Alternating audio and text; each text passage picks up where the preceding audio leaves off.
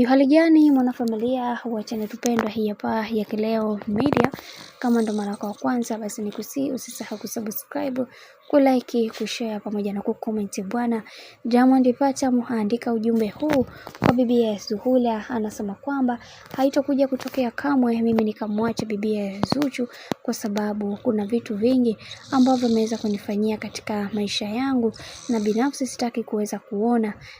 mambo ambayo yanayotokea yaweze kumharibu kwa namna moja ama nyingine. Mimi kama mwanaume nitahakikisha kila kitu kinakwenda kuwa sawa, kwa sababu kuna vitu vingi vimekuwa vikitokea katika maisha ya bibi Zuhura, na mimi binafsi sipendezewi nayo, na mimi nitafanya juu chini kuweza kusolve matatizo ambayo amekuwa akiyapitia bibi Zuhura kwa muda mrefu. Mimi ni binadamu pia, sijakamilika, na mimi nitahakikisha kila jambo ambalo liweza kutokea katika maisha ya bibi Zuchu ambalo niliweza kumtendea ubaya kwa namna moja ama nyingine, nitahakikisha kila kitu kinakuwa katika misingi na mikakati iliyo bora. Nami natamani kuweza kuona binti huyu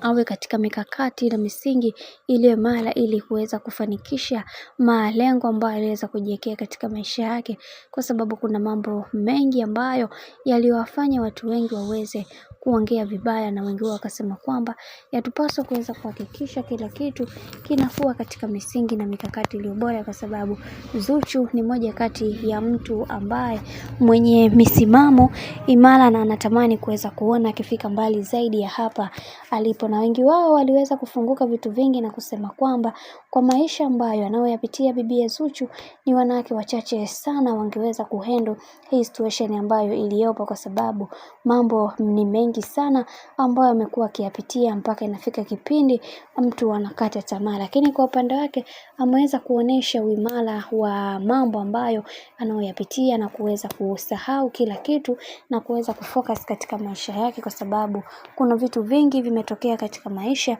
na yeye binafsi atapambana kuweza kuhakikisha kila kitu kinakuwa katika misingi na mikakati iliyo bora, kwa sababu kuna vitu vingi ambavyo vimemharibu kidogo. Lakini kwa haya yote ambayo yanayoendelea, tunaamini Mungu atasimama naye na kila kitu kitakuwa sawa katika kila hatua ambayo amekuwa akiyapitia bibi Zuhura. Bwana, mambo ni mengi sana kuhusiana na hili sakata zima, lakini mimi nachotaka nikukumbushe ni kitu kimoja, ni wewe kuweza kwenda kwenye channel